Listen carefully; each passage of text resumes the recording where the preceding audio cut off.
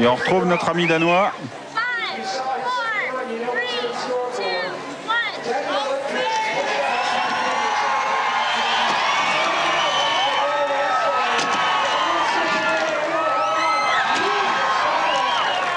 Wow! Ah là, il ne faut pas avoir le mal de l'altitude.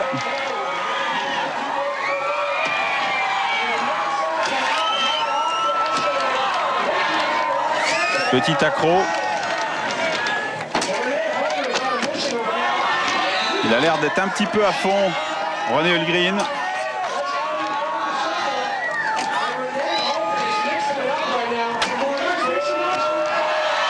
Un petit peu à la limite, mais ça passe toujours. Super backflip avec un grab.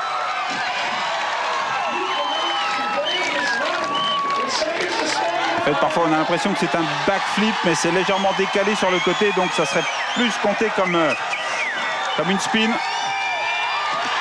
Et la chute. C'est vrai qu'il donnait l'impression d'être un petit peu à la limite, mais les gens s'en moquent un petit peu. Je crois d'une manière générale que le public laisse le classement de côté. Regardez, même Tom Fry qui encourage tout le monde. Ce sont quand même des images de sport très très très sympas.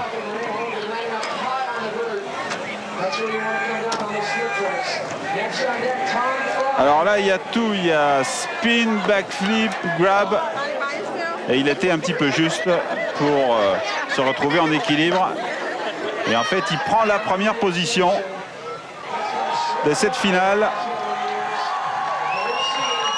Mais il reste Tom Fry.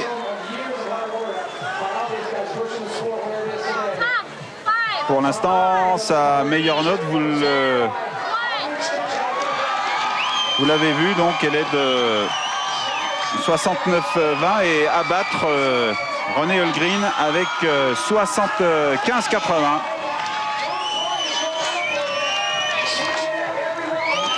Il faut dire que Hultgren nous a fait 2-3 figures. Ça risque d'ailleurs de se jouer sur 2-3 figures. La pression, bien sûr, est sur Tom Fry. Quasiment la même erreur que tout à l'heure, d'ailleurs, sur la même figure.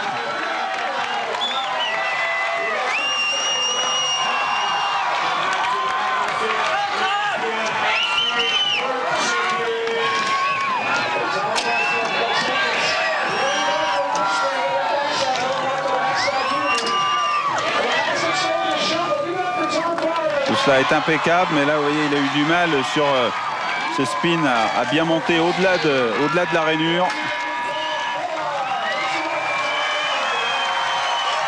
Un petit peu mort, là. Et a priori, Tom Fry ne paraît pas en mesure d'inquiéter le Danois René Hultgren. Voilà, c'est avec 72,20. Il va prendre la deuxième place. Premier, donc, René Hultgren.